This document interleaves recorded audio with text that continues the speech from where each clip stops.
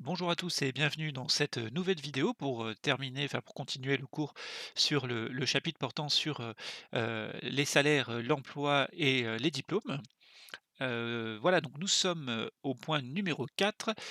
On va s'interroger pour savoir quels sont les autres facteurs qui déterminent l'emploi et les salaires.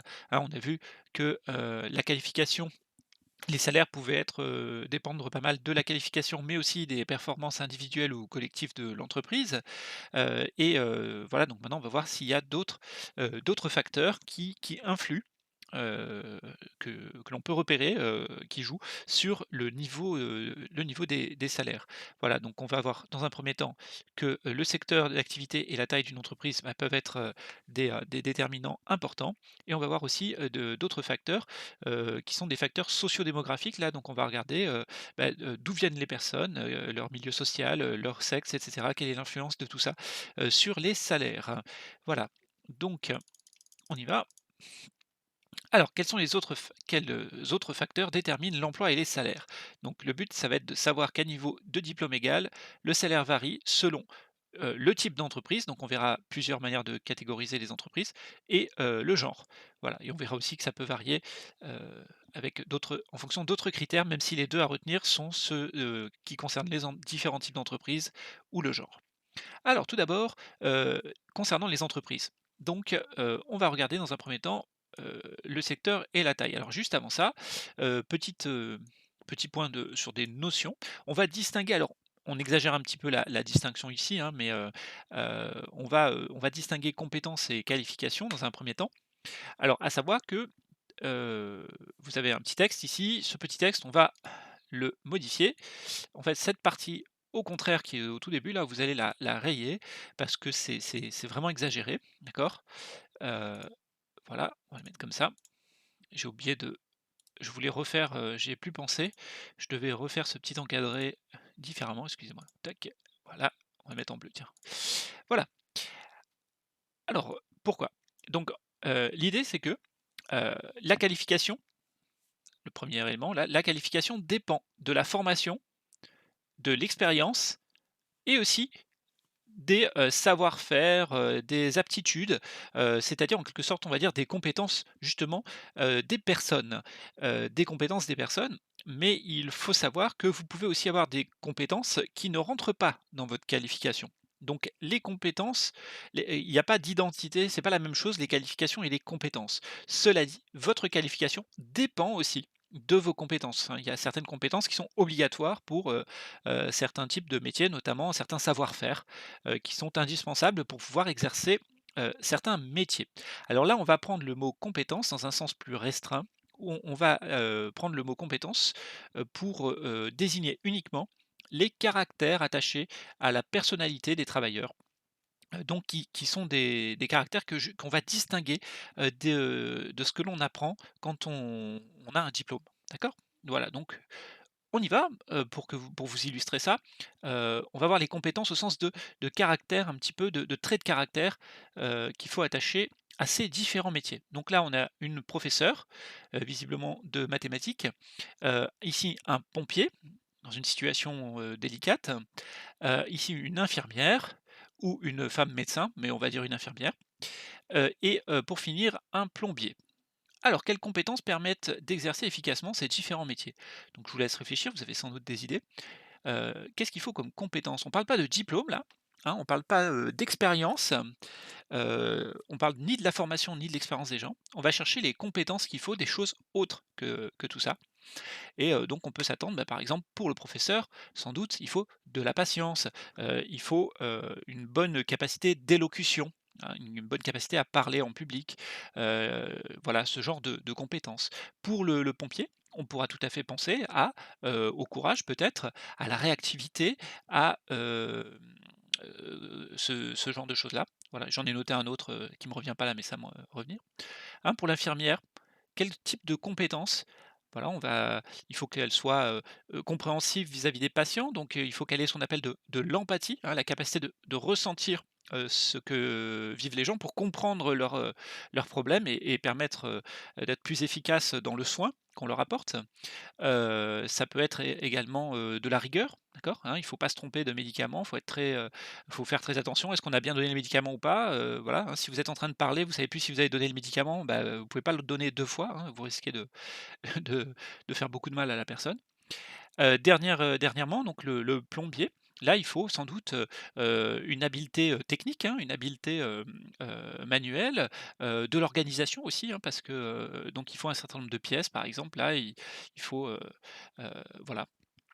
Voilà un petit peu, donc, les, différentes compétences, hein. Voilà, donc le professeur, patience, élocution, le pompier, du sang-froid, voilà, c'est celui-là que je cherchais.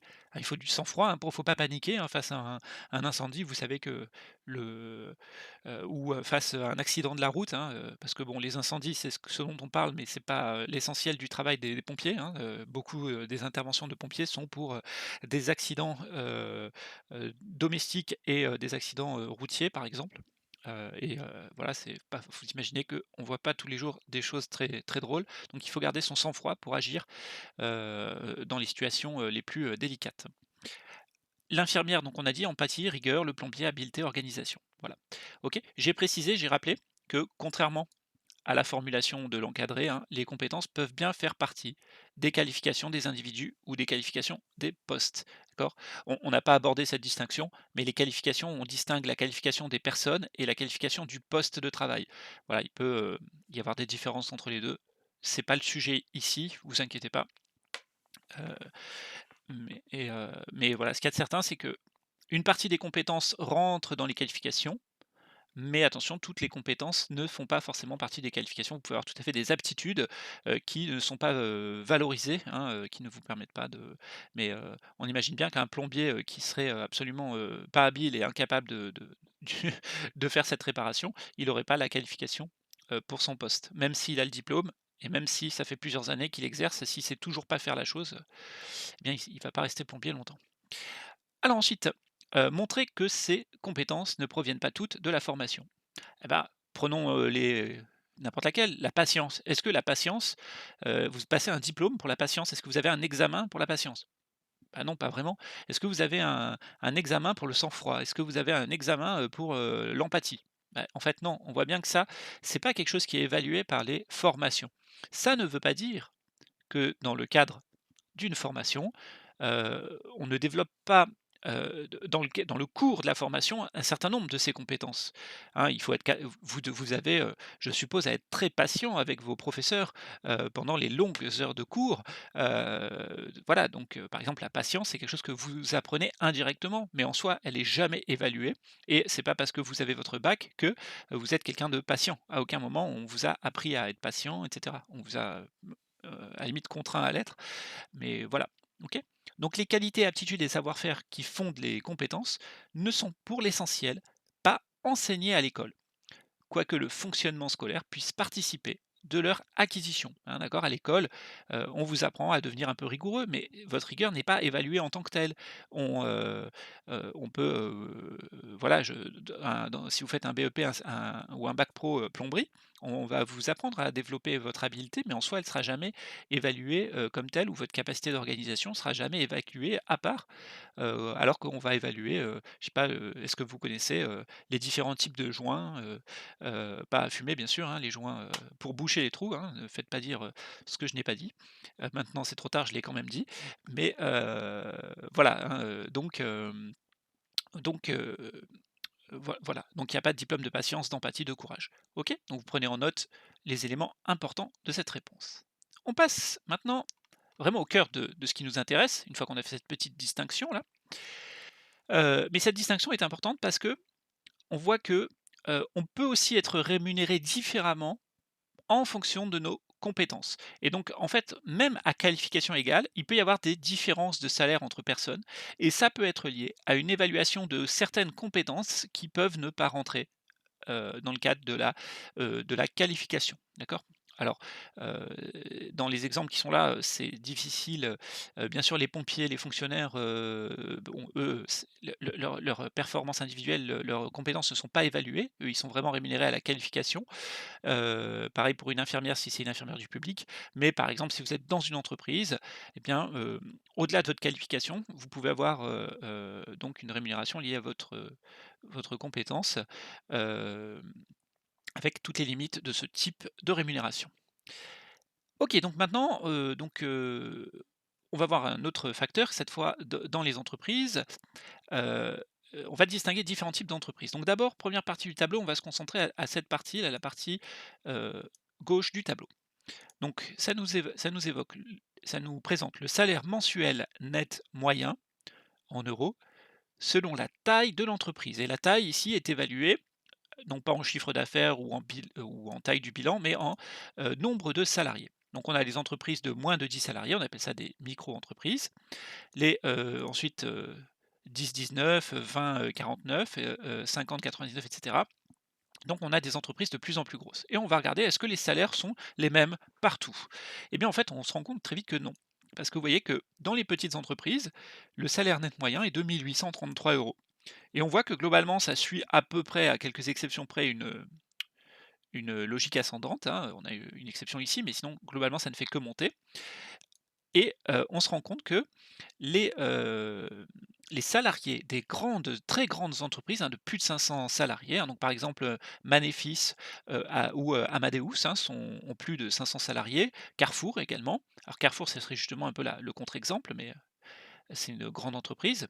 Alors que, une entreprise de moins de 10 salariés, ça va être par exemple la boulangerie du coin, ça va être le petit libraire de quartier, ça va être ce genre de choses-là, d'accord?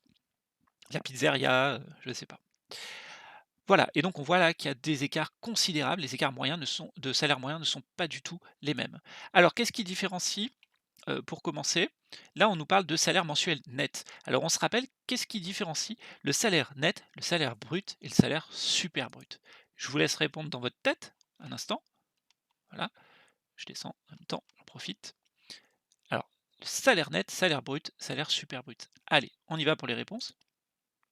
Le salaire net tout d'abord, eh ben, c'est la part de salaire effectivement perçue par le salarié, hein. C'est vraiment ce que vous recevez comme paye, c'est l'argent que vous allez pouvoir vous, soit consommer, soit épargner, hein. Consommer pour vous acheter des choses ou épargner en le mettant de côté temporairement, voilà. C'est celui qui vous intéresse, normalement. Alors pour autant, les autres sont importants aussi. Le salaire brut, c'est le salaire net augmenté, hein, donc j'ai mis un plus, hein, c'est le salaire net plus les cotisations. Attention, pas toutes les cotisations, juste les cotisations qu'on appelle les cotisations salariales. Parce que dans les cotisations sociales, il y a 2 types de cotisations. Une part que l'on appelle salariale et que l'on attribue fictivement au salaire, comme si c'était le salarié qui le payait lui-même, d'accord? Et une autre part qu'on va appeler patronale et on fait comme si c'était l'employeur qui payait, ces cotisations-là. Alors techniquement, hein, c'est le comptable qui verse les 2. C'est l'entreprise, hein, qui verse, les 2. Elles ne sont de ce fait, ni salariales ni patronales, mais la logique comptable de calcul fait que, voilà, on a appelé ça comme ça. Je vous passe le détail de pourquoi, mais ça n'a pas une grande importance. Alors ça peut en avoir dans certains cas très précis, je ne vais pas rentrer dans le détail, mais, à notre niveau pour le moment, ça n'a pas, encore d'importance. Alors le salaire brut donc, c'est le salaire net plus les cotisations dites salariales. D'accord? Donc on suppose que c'était, comme si on avait donné du salaire aux salariés et les salariés payaient une partie en cotisation et gardaient ensuite le salaire net, pour, ce qui leur reste. D'accord? Enfin, le salaire super brut. Ah, il y a un petit saut de ligne là, petit bug. Dernier type, le salaire dit super brut. Ah oui, j'ai oublié sur le salaire brut, je vous ai rappelé, quand vous négocierez votre premier contrat de travail, le salaire qui va être mentionné sur votre fiche de paye, attention, c'est votre salaire brut. C'est-à-dire que vous n'allez pas, s'il y a marqué, 1 400 et quelques euros, vous dites pas: «Ouais génial, je vais avoir 1 400, je pensais que j'allais avoir 1 000 et quelques». Non, non, attention, c'est le salaire brut. Donc vous allez avoir, voilà, il y aura les cotisations sociales qui vont être, retirées dessus. Le salaire que vous allez vraiment avoir, ça sera un net, donc qui est en général un petit peu inférieur, hein. Donc n'hésitez pas à demander, si vous n'êtes pas sûr, en net, combien ça fait, pour faire vos calculs. Voilà. Alors le salaire super brut maintenant, qu'est-ce que c'est? C'est un truc dont on parle un petit peu moins. Le salaire c'est en fait le salaire brut, hein, donc le salaire net plus les cotisations salariales, mais auxquelles on ajoute les autres cotisations sociales, que sont donc les cotisations patronales. D'accord? Donc c'est le salaire brut plus les cotisations patronales, ou dit différemment, c'est le salaire net plus les cotisations salariales plus les cotisations patronales. C'est donc le coût comptable du travail. Alors je précise comptable parce qu'il y a bien sûr des polémiques justifiées, hein. Quand vous entendez parler de coût, ça vous fait penser à une charge et vous vous dites: «Oh là là, les salariés, qu'est-ce qu'ils coûtent cher, ce sont des charges pour l'entreprise, ah là là», et ils posent de gros problèmes à l'entreprise. Bref, il ne faut pas oublier que ce sont, ces salariés qui produisent toute la valeur de l'entreprise. Donc, peut-être qu'ils représentent un coût, mais c'est aussi eux qui créent la richesse, de l'entreprise. Et si vous devez parler des coûts, de l'entreprise, bah, il y a pas que, les salaires, hein, il y a aussi, les matières premières bien sûr, mais il y a aussi les coûts, du capital, donc les coûts pour payer les intérêts, pour payer les dividendes, pour payer, ceci, cela, donc des coûts, il y en a beaucoup, d'accord? Alors voilà, mais simplement c'est une notion qui peut être des fois un peu polémique. Alors c'est pour ça que j'ai précisé, c'est un coût comptable du travail, hein. Bien sûr le travail, c'est ce qui rapporte à l'entreprise, au final. Alors on continue? Alors maintenant, on va se poser la question, comment est-ce qu'on peut mesurer la disparité des salaires en fonction de la taille de l'entreprise? La disparité, c'est donc les différences, on va dire, hein, entre les salaires. Alors, on avait vu plein de petits calculs. Bon, là, vous aviez déjà la chose à l'écran, donc je ne vais pas vous faire la devinette, mais on aurait pu faire plusieurs types de calculs. On aurait pu faire un coefficient multiplicateur, on aurait pu faire ce qu'on va faire ici, un taux de variation. Alors pourquoi est-ce qu'ici je choisis un taux de variation? On voit que le chiffre le plus petit, c'est 1833. On sait que si on multiplie ce chiffre par 2, ça fait donc quelque chose comme 3006-3007, hein. Or, on voit que là, on n'arrive pas à un montant de 3600 ou 3700. Donc on voit que là, ça n'a pas doublé ou triplé. Ça a fait moins que ça. Donc comme ça, on essaie d'évaluer une disparité et que ça n'est pas 2 fois plus gros, 3 fois plus gros, on utilise à ce moment-là plutôt un taux de variation, d'accord? Pour les variations inférieures à fois 2. Alors ici, qu'est-ce qu'on mesure? Eh bien, on se rappelle de la formule, c'est, valeur d'arrivée, donc ici on va prendre la plus élevée, moins valeur de départ, donc la plus basse, divisé par valeur de départ la plus basse. Et ça nous permet de dire que l'écart est de 36, hein, vous faites le petit calcul, heu et vous allez trouver ça. L'écart est donc de 36 entre les salaires nets moyens, plus élevés des entreprises de 500 salariés, relativement à ceux moindres versés par les petites entreprises. Et donc qu'est-ce qu'on peut dire, en conclure, hein, de cette observation factuelle? Hein, on a une démarche scientifique, donc on va voir ce qui se passe dans la réalité, on essaie de dire qu'est-ce qu'on peut affirmer avec, ce que l'on voit maintenant, ce que l'on a mis en évidence? Et ben, on peut mettre en évidence que le salaire dépend de la taille de l'entreprise et qu'il est d'autant plus élevé en moyenne, en général en France en tout cas, que la taille de l'entreprise est importante. D'accord? OK, donc ça commence à devenir intéressant. Ça veut dire que même, enfin voilà, qu'il y a pas que les qualifications, il y a plein de choses qui interviennent, dans la détermination d'un salaire, d'accord? Donc, il y a pas, une stricte égalité dans la manière, la même personne qui fait la même chose, selon le type d'entreprise où elle va être employée, n'aura pas le même salaire. OK? Pour la même activité. Donc ça, c'est quand même problématique, quelque part. En tout cas, en termes de justice, sociale, si on commence à tout de suite employer les grands mots. Alors maintenant, voyons ce qu'il en est sur la partie droite du tableau. Là, on a regardé par rapport à la taille de l'entreprise. Maintenant, on va regarder ce qui se passe quand on change de secteur, d'activité ou plutôt de branche, d'activité. Alors ici, on a différentes branches d'activité. Donc ici, le raffinage, hein, donc c'est par exemple le raffinage, pétrolier, hein, donc on importe du pétrole brut, mais qui est impropre à la consommation directe. Il faut donc le faire passer par dans des raffineries. Et suite à des procédés chimiques, on extrait différents, produits, de ce pétrole, donc de l'essence, des plastiques, et cetera, enfin différentes matières, des gaz et donc voilà, après ces process chimiques, hop, on vend les produits finis. Ensuite, on a les activités financières et d'assurance. Donc la finance, c'est on va dire les banques ou les sociétés de finance, pour la bourse, tout ça. Et aussi les sociétés d'assurance, hein, comme, AXA, les mutuelles du Mans Assurance et cetera. Voilà, donc on voit que ces entreprises-là, elles sont classées des mieux payées aux moins bien payées, hein. Ensuite, on a, fabrication de matériel de transport, OK, d'accord, hein, donc voiture, camion sans doute. La construction, hein, le bâtiment, voilà, OK, on construit des bâtiments. Le commerce, les administrations publiques, enseignants, santé et action sociale. Ah merde, on n'est pas bien payé. Aïe, aïe, aïe. Va falloir se battre pour nous un petit peu, hein, parce qu'on est quand même des gens bien, on fait des choses très utiles. Imaginez-vous, peut-être que grâce à nous, vous allez devenir des spécialistes du raffinage ou des grands financiers et assureurs, et donc vous nous devez bien un petit quelque chose. Donc battez-vous pour aider les professeurs à mieux vivre. Et vous allez aussi pouvoir vous battre pour les professions de l'hébergement et de la restauration qui vont, notamment, sans doute, faire de vos vacances des moments inoubliables, par exemple, ou de vos repas de midi, des choses, merveilleuses. Voilà. Alors, donc on voit là, pareil, le secteur d'activité va jouer sur le niveau de rémunération.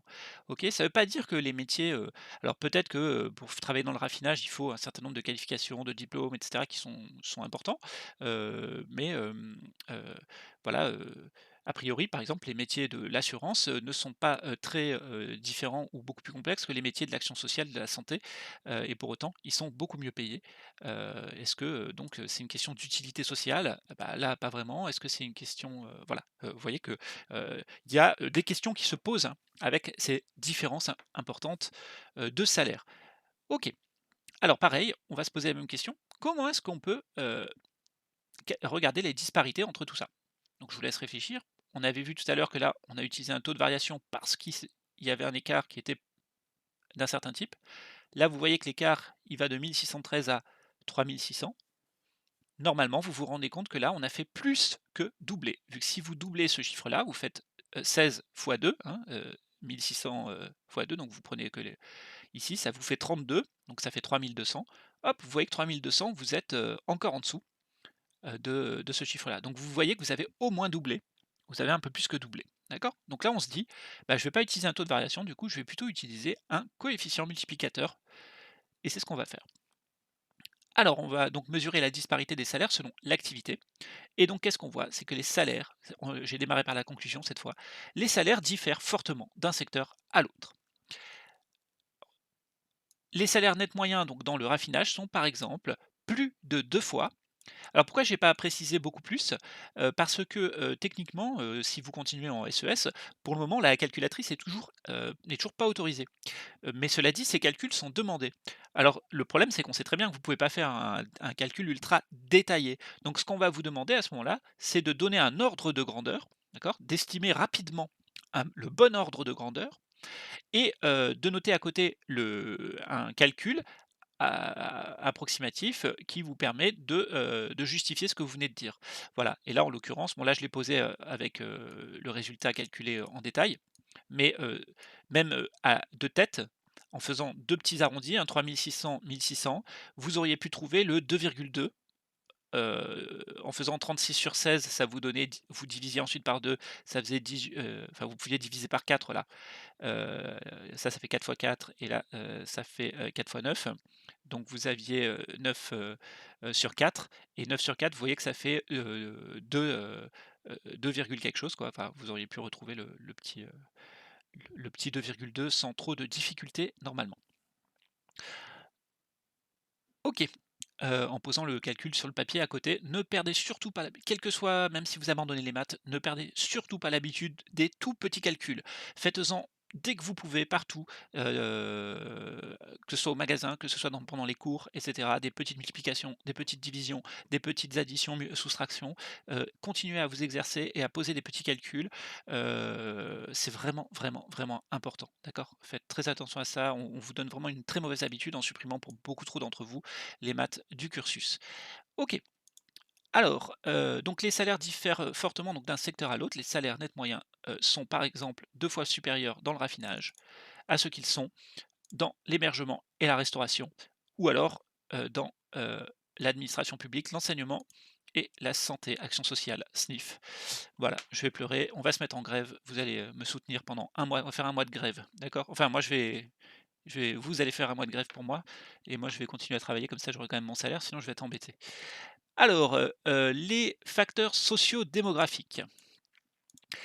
Donc voilà, on a vu, hein, excusez-moi, je dans mes le salaire peut dépendre donc de la taille de l'entreprise, aussi du secteur d'activité de l'entreprise et il peut aussi dépendre, à qualification égale de compétences qui peuvent être dans certains cas valorisées, dans ce ou non, dans votre entreprise. Alors maintenant, on va voir les, facteurs socio-démographiques. Donc premier facteur socio-démographique que l'on va voir avant de voir le genre, eh bien c'est l'effet de l'âge. L'effet de l'âge, c'est-à-dire est-ce que selon, notre âge, on va toucher les mêmes salaires? Alors on avait déjà vu et on sait déjà, hein, que c'est pas le cas. Alors ce que l'on constate pour l'âge, si on prend le revenu salarial moyen, on voit que les jeunes donc, visiblement ne sont pas, y voilà, on voit qu'il y a un truc bizarre ici, ils sont à 7 000 € alors que 7 500 alors que les 25-39 ans sont à 19 070 €. Or si on prend la partie droite, on nous parle à nouveau du salaire, moyen, mais on l'évoque cette fois en équivalent temps plein. Qu'est-ce que c'est que ce truc? Alors en équivalent temps plein, ça veut dire que le truc, c'est qu'on sait que par exemple chez les moins de 25 ans, il y a des étudiants qui travaillent à temps partiel. Donc ils travaillent par exemple, 12 heures ou 16 heures, par semaine ou 20 heures, d'accord? Et à côté de ça, par exemple, ils font leurs études. Alors, si vous pouvez, ne pas vous voilà, sachez que ça peut être très, très, ça peut être très pesant sur les études si vous êtes obligé de travailler en même temps que vous faites vos études. Alors si vous pouvez pas faire autrement, faites-le et il y a des tas de gens qui réussissent très, très bien et qui, qui apprennent plein de choses aussi, hein, qui pas en faisant, comme ceci. Cela dit, attention aussi, on c'est mesuré, hein, que ça contribue à faire que vous avez une moyenne à la fin, inférieure, hein. Je j'ai plus le détail, mais on a bien 2 points d'écart sur la moyenne finale des élèves en faculté, par exemple, entre ceux qui sont étudiants à plein temps et ceux qui sont étudiants à mi-temps parce qu'ils ont, à côté un mi-temps, un boulot à mi-temps.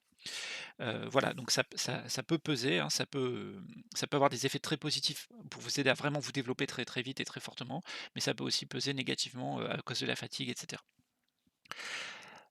Heu, voilà, alors donc je reprends. L'équivalent temps plein, c'est-à-dire que ces étudiants, par exemple, qui travaillent, à temps partiel, eh bien, on va corriger leur salaire, on va faire comme si, on va essayer de voir ce qu'ils auraient gagné si au lieu d'être à temps partiel, ils auraient été à temps plein. OK? C'est pour mesurer, en fait, on va comme ça mesurer les différences plutôt de salaire horaire, si on veut, en quelque sorte. Est-ce que voilà. Alors, qu'est-ce que l'on constate? Eh bien, comme vous pouvez le voir, pareil, on voit aussi que pour les 55 ans et plus, il y a une petite baisse là, par rapport aux 50-54 ans. Vous voyez, on passe de 25 000 à 24 000. Est-ce que ce qui explique ça, c'est le fait que les salaires baissent entre 50 et après 54 ans? Ou que les gens perdent leur emploi ou autre? Et en fait, qu'est-ce que l'on voit? Si vous regardez de ce côté-là, on voit que les salaires ne cessent pas d'augmenter. Ce qui veut dire que la différence, ce qui explique cette petite baisse, c'est que beaucoup de travailleurs de plus de 55 ans, visiblement, ne sont plus à temps plein, OK? Mais que quand ils sont à temps plein, quand ils sont employés, pardon, quand ils ont un emploi, ils se retrouvent bien avec une rémunération, en moyenne supérieure. Alors en moyenne, hein, attention, hein, c'est pas, tout le monde, hein. Il y a bien des cas assez dramatiques de personnes au-delà de 55 ans qui voient leur rémunération, baisser, considérablement parce qu'ils ont été, voilà, leur entreprise a fermé ou ils sont, licenciés pour, en général d'assez mauvaises raisons et donc quand ils doivent retrouver du boulot, bah, ils retrouvent du boulot aux salaires les plus bas.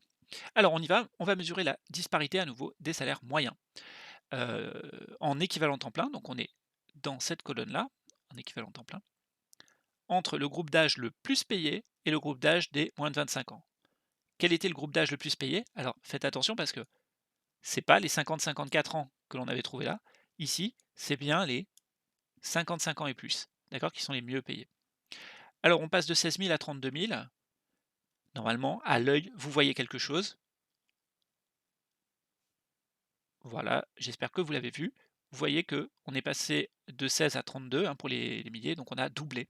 On a un peu moins que doublé en fait techniquement. OK? Donc on utilisera effectivement ici un coefficient multiplicateur, même si on n'a pas vraiment complètement doublé, on n'est pas loin, et donc ça suffit. Et donc à ce moment-là, comment on le formule? Eh bien on va dire que les actifs salariés de plus de 55 ans ont un salaire annuel moyen, en équivalent temps plein, près de, vous voyez, on n'a pas atteint 2 fois, donc on dit près de. Si on avait dépassé 2 fois, on aurait dit plus de, mais là on dit près de, 2 fois plus élevé que celui obtenu par les moins de 25 ans en emploi. Donc on voit clairement, hein, que les plus âgés, heu on constate en tout cas dans la société que les plus âgés, donc ont des meilleurs salaires. Alors pourquoi est-ce que qu'est-ce qui explique que l'âge fait qu'on a un meilleur salaire? C'est quoi? Alors il y a pas mal d'explications, on va rester assez, en surface, mais vous avez sans doute déjà deviné, bah, que en général plus on est âgé, plus on a pu accumuler, de, qualifications, d'expérience notamment et de compétences aussi potentiellement. OK? Donc l'expérience, hein, permet d'augmenter d'un côté, bah, la productivité, on est plus efficace, hein, on sait ce qu'il faut faire quand il y a un problème, voilà, n'importe quel problème, on sait le résoudre. On a donc, des qualifications et des compétences aussi, qui ont augmenté et ça, c'est déjà une première explication. Alors il y en aurait d'autres, hein, je vais en donner qu'une seule, autre. On peut ajouter, par exemple, aujourd'hui, un effet de génération. Alors, c'est l'idée que toutes les générations, en fait, ne sont pas à égalité quand elles rentrent sur le marché du travail et donc certaines générations, bah, arrivent dans des conditions très favorables qui vont faire qu'elles vont avoir vite des meilleurs salaires, qu'elles vont pouvoir très vite développer leurs qualifications, leurs compétences. Et que les choses se passent, on va dire, globalement bien. Donc elles sont dans une société où il y a des postes qui se libèrent, où ça progresse. Donc ça, c'est globalement ce qui s'est passé pendant les 30 glorieuses, hein. Et donc, on a eu des générations qui ont pu très, très vite progresser en salaire, en conditions de vie et cetera. Mais, il y a d'autres situations où il y a des générations, par exemple, qui arrivent dans des situations plus de crise, où là, il y a moins d'opportunités, où vous, de fait, avec moins d'opportunités, bah, vous développez moins vite votre expérience, vos compétences. Parce que, je ne sais pas si vous vous souvenez du témoignage de Pauline, par exemple, qui avait du mal à trouver ses premiers boulots, qualifiés. Et bien voilà, donc même, la même Pauline, si elle avait eu la chance de trouver vite un boulot, elle aurait, eu une vie totalement différente, d'accord? Ça se joue à certains à pas mal de hasards de la vie. Heu, Ce qui permet aussi au passage de relativiser très, très, très, très, très fortement tous les discours sur le mérite, hein. Parce que, finalement, des fois, ceux qui ont du mérite, c'est, bah, ceux qui ont eu le plus à en baver et qui, de fait, souffrent de leur départ difficile, d'accord? Donc le mérite, malheureusement, il est souvent un petit peu inversé, dans les moments où on l'évoque.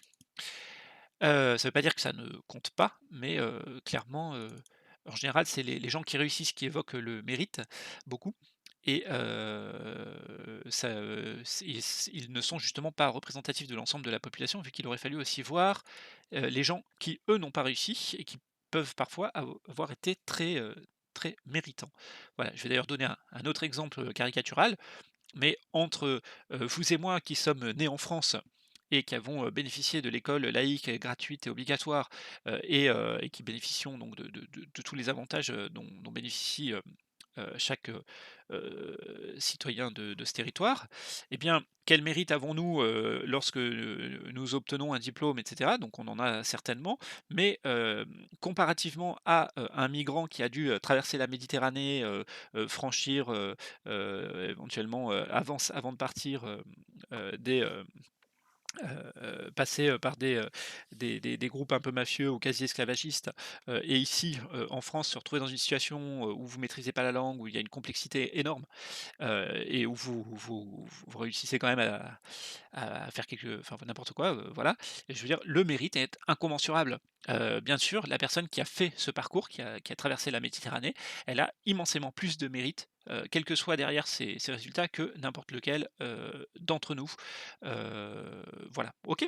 Voilà, donc je signale cette petite chose-là, même si c'est annexe au cours. Alors expliquer l'évolution, on a dit. L'expérience permet d'augmenter la productivité, les qualifications et les compétences, mais il y a aussi potentiellement des effets de génération. Donc par exemple, la génération qui est arrivée dans les 30 glorieuses, bah, a eu, des opportunités de carrière beaucoup plus importantes et a donc beaucoup plus vite pu progresser. Et à l'inverse, d'autres générations qui sont arrivées dans des périodes moins qui bougeaient un petit peu moins, on va dire, n'ont pas eu les mêmes opportunités. OK? Petite chose aussi, j'ai précisé qu'ils ont bénéficié de ce qu'on appelle des acquis sociaux. J'ai mis «acquis» entre guillemets parce que, les acquis sociaux peuvent toujours être remis en question, donc ils ne sont pas complètement acquis et c'est pour ça que, beaucoup de syndicats ou de syndicalistes refusent ce terme d'acquis et disent: «Non, non, ce sont des conquis sociaux». Des conquis, pourquoi? Parce qu'on a dû lutter pour les arracher, hein et en qui plus est, on les a conquis mais, l'adversaire, ne désarme pas forcément et peut essayer de revenir sur ses conquis, par exemple, les retraites, par exemple, des droits sociaux, divers, je ne vais pas tous les énumérer. D'accord? Voilà et donc en l'occurrence, les 30 glorieuses, c'est une période où, les manifestations permettent d'arracher des grosses augmentations de salaire collectives, augmentations de salaire que individuellement, si chacun était allé les demander, personne n'aurait eu. D'accord? Mais collectivement, en s'organisant collectivement, ils ont pu obtenir, d'avoir des augmentations de salaire qui correspondaient au moins à la hausse de la productivité, du travail. Aujourd'hui, ça fait quelques années enfin, aujourd'hui, et depuis, pas mal d'années, on voit que les luttes sociales ont plus de difficultés, sont plus combattues et on a vu que, par exemple, les salaires ne progressent plus au même niveau que la productivité. C'est-à-dire qu'on produit de plus en plus vite, mais en fait, de plus en plus de choses, mais les salariés ne récupèrent pas ce qu'ils produisent en plus. D'accord? Ils produisent beaucoup plus de richesses, mais ils ne le récupèrent pas eux et donc cet écart, voilà, est, particulier. Alors, on y va. Dernier, document, l'inégalité salariale entre hommes et femmes. C'est vraiment celui-là qu'il faudra que vous reteniez, hein, vous pouvez retenir, le cas de l'âge, hein, mais voilà. Je précise aussi que dans les facteurs sociodémographiques, on aurait pu regarder aussi la région, hein, bien entendu. La région dans laquelle vous travaillez, vous vivez, va influer sur votre salaire, hein. Donc par exemple en France, en région parisienne, les salaires sont beaucoup plus élevés, par exemple, que si vous allez dans la région de Perpignan. Ou alors même en PACA, d'accord? Ou chez nous, par exemple, hein. Chez nous, le niveau de vie est à peu près, le coût de la vie est un tout petit peu inférieur à celui de Paris. Par contre, les salaires sont très inférieurs à ceux de Paris, hein, donc pour, les gens qui ont des bons salaires, ça va très bien, mais pour des gens qui sont, plus en difficulté, bon, heureusement qu'il y a le soleil, mais c'est pas forcément facile. OK. Et bien sûr, alors pour le cas de la France, ça vous paraissait peut-être pas évident, mais vous vous rendez bien compte que, bien entendu, la même personne qui naît, avec les mêmes compétences, qui est en Namibie, ou qui est à Paris ou, j'en sais rien, en Californie, eh bien, la même personne n'aura pas, les mêmes, rémunérations, hein donc là, c'est évident à l'échelle internationale, mais en fait, ce qu'on voit à l'échelle internationale est aussi valable à l'échelle nationale, voilà, OK? Alors, les inégalités salariales entre hommes et femmes. Excusez-moi pour les allers-retours avec la souris. Alors on a un petit texte, je le lis. Une compilation récente d'études présentée par la DARES montre que en France, un écart de salaire entre les hommes et les femmes subsiste à hauteur de 24% en moyenne. D'accord? C'est-à-dire que quand un homme, quand une femme gagne 100 euros, hein, un homme, lui, va toucher 124 euros en moyenne. Ok. Alors, on va quand même aller un petit peu plus loin que ça. Qu'est-ce qui explique cet écart de 24%? Alors, les études montrent que 7 points, parmi ces 24%, hein, 7 points-là, s'expliquent par le travail à temps partiel, une formule qui est majoritairement, alors le terme choisi ici est mal choisi pour le coup, parce que parfois c'est pas choisi, parfois c'est imposé, d'accord? Mais le temps partiel est une formule qu'on retrouve plus chez les femmes, d'accord? C'est plus les femmes qui vont, par exemple, se mettre à temps partiel pour garder les enfants, mais comme je leur dis, c'est un choix sous contrainte, hein, donc c'est souvent contraint aussi. C'est parce que vous pouvez pas faire autrement, et vous pouvez pas, faire, 8h-18h et entre-temps, qui va chercher les enfants? Il faut bien qu'il y ait quelqu'un qui y aille et dans notre société, les habitudes sociales ou les préjugés sociaux font que, ben, c'est généralement, soit la femme qu'on l'impose, soit la femme qui se propose d'elle-même avec, heu pour le faire. OK? Donc ça explique 7 points d'écart, de salaire. Ensuite, on a 3 points qui s'expliquent cette fois, du fait que les femmes occupent en moyenne des postes moins qualifiés que les hommes. D'accord? Donc les qualifications des femmes pour plusieurs, raisons plus ou moins justifiées, se retrouvent, inférieures à celles des hommes et donc ça explique 3, j'ai envie de dire petits points de cet écart de 24.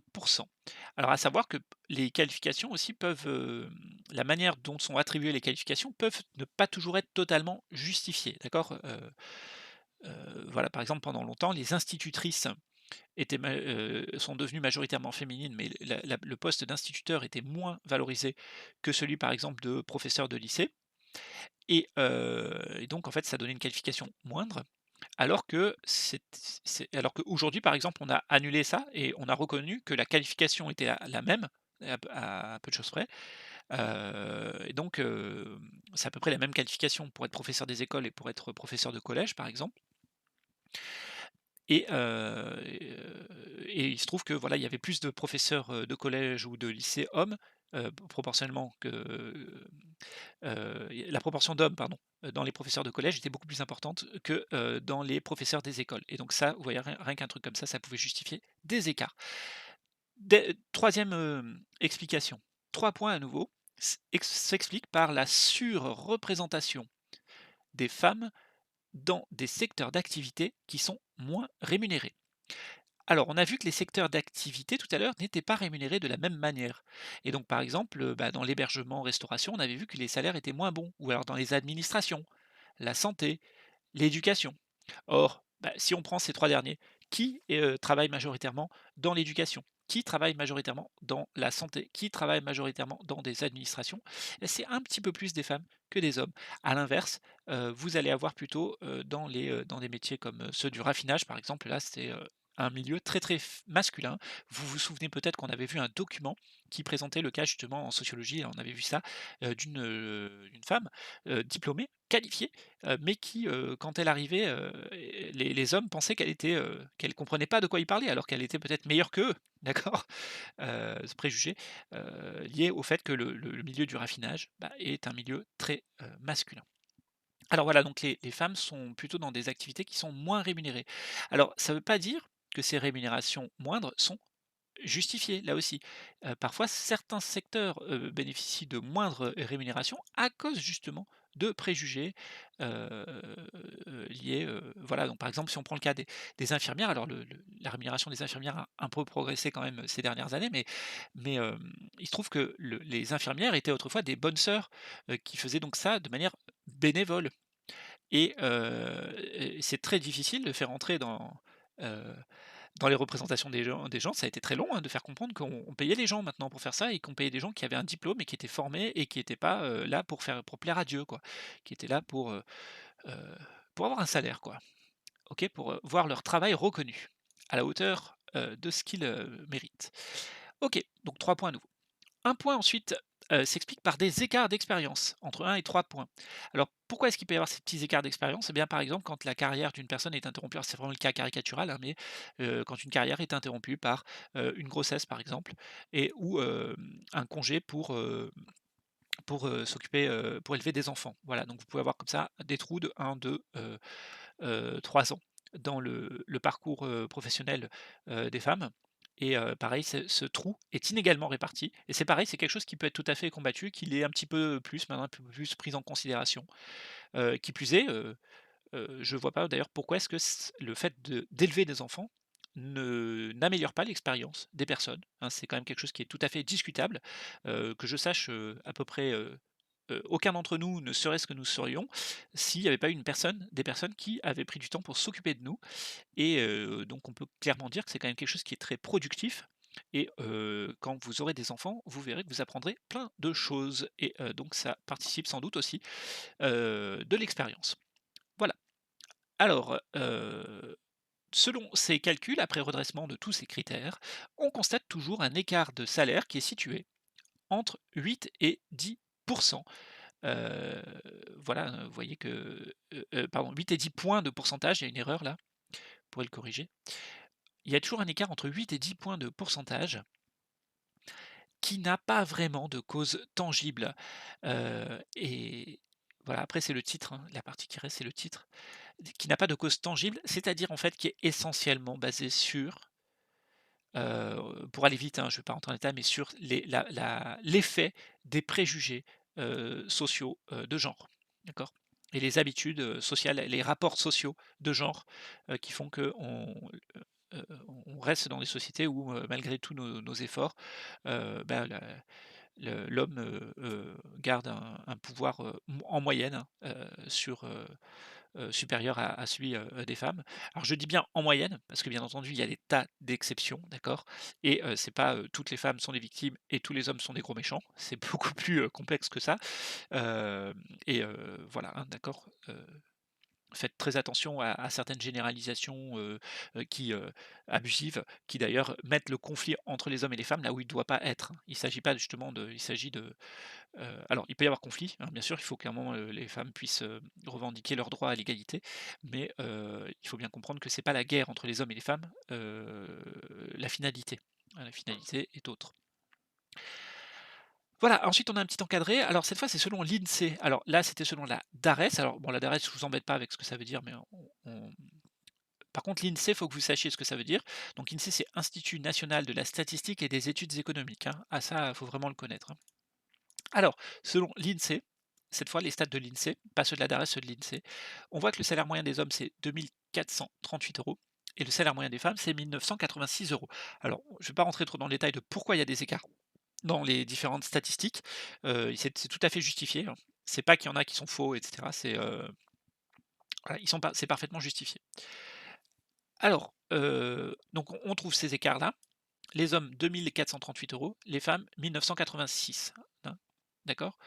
Mais, ça ne tient pas compte là des écarts de qualification. Alors justement, on y va. Pareil, on va calculer en pourcentage la disparité des salaires hommes-femmes, de l'INSEE et qu'est-ce qu'on voit? Alors c'est pareil, là vous regardez le plus petit, vous vous dites: «Tiens, le plus petit, si je c'est à peu près on voit que c'est presque 2 000, si je le double, ça fait 4 000». Là, on voit que le chiffre auquel je le compare, il est bien inférieur à 4 000, donc je ne vais pas utiliser un coefficient multiplicateur. J'utilise ici plutôt un taux de variation. Mais je vous rappelle que le taux de variation, c'est la même chose que le coefficient multiplicateur, moins 1, d'accord? On l'obtient en faisant coefficient multiplicateur moins 1 et fois 100, voilà. Et donc c'est ça que je vais utiliser ici. Alors, selon l'INSEE, donc l'Institut national de la statistique et des études économiques, les hommes gagnent 23 de plus que les femmes. Donc là, vous marquez, tac, comment vous avez obtenu ce chiffre. Alors, j'ai fait donc coefficient multiplicateur, 2438 divisé par 1986, ça fait à peu près 1,23. Si vous n'aviez pas eu de calculatrice, vous auriez fait un arrondi. Donc, par exemple, vous auriez fait 2000, ici vous auriez arrondi à 2000, et ici à par exemple 2450, d'accord? Et on aurait même pu arrondir à 2500 en minimisant ensuite le résultat obtenu, enfin en corrigeant le résultat obtenu, hein, et vous auriez très vite vu qu'on était à 1,2, heu, en, en approximant, vous auriez trouvé 1,2 ou 1,25, et voilà, et donc vous saviez que c'était proche de 20 à 25, c'était entre 20 et 25 d'augmentation. D'accord? Voilà, donc quand un coefficient multiplicateur donne 1,23, ça veut dire que ça a augmenté de 23. Si par contre ça avait donné quelque chose comme 0,77, si on avait obtenu 0,77, vous voyez que 0,77 c'est plus petit que 1, bah, la différence entre 1 et 0,77, donc vous auriez fait 0,77 moins 1, ça vous aurait donné moins 0,23, et donc moins 0,23 vous l'auriez transformé en pourcentage et ça vous aurait donné moins 23.